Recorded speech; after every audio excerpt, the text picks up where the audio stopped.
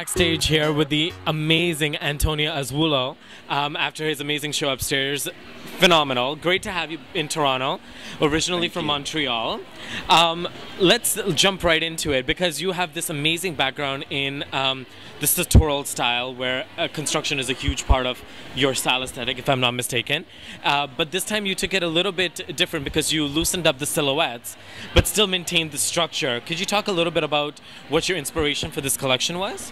I think that is a quite accurate interpretation or analysis. I wanted to sort of loosen up and give more movement and kind of freedom, movement, ease to that sartorial look and that bespoke aspect of the collection that's always, coming back. It's not coming back. It's just a part of it's the DNA of the brand.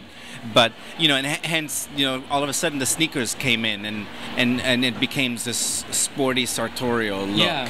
That's important to me. I love wearing hand-tailored jacket, and that's has exceptional craftsmanship, but I also like being comfortable and moving fast from one place to the next. So hence it's the way I kind of dress. Your original roots are in Montreal, yes. Right?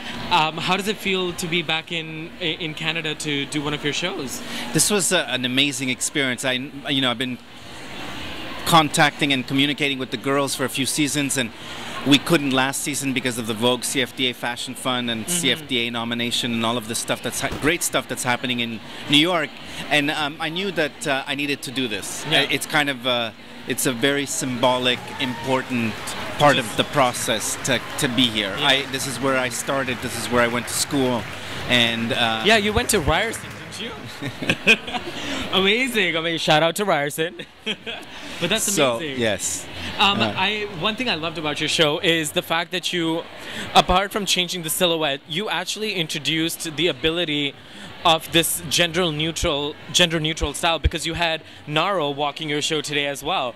So can you speak a little bit to how that came about? It's very subtle sometimes in the things that we want to accomplish, or I want to accomplish or say, and I spent a lot of time in France where le deuxième degré and not being literal is of prime importance, and playing with things and interpreting and putting a twist on iconic things, and the boundary thing and the gender and the non-gender aspect has always been an important part of my work, and hence it just made sense. We dressed Aaron Wasson for the CFDA, and a lot of women were coming to do and requesting bespoke suits, and I thought, it's wonderful. How chic is it to have a bespoke suit for a woman? It's not so gender specific, and yes, beauty and aesthetics and sex appeal are not necessarily gender. It's just there's beauty and eros and everything. Yeah. So when something looks good, it just looks good. It just looks good. Amazing. Coming back to Toronto, I just want to ask you one last question. Being a menswear blogger, how do you feel the menswear scene has changed or evolved since when you were going into school and to what it is today? Do you feel like it's been a difference, or? For a long time, for the longest time, they were saying, menswear is growing and is changing, and they've been saying this forever. And and I think that maybe we're finally there in some ways. I think that men today dress a certain way because it pleases them by choice and not so much by obligation.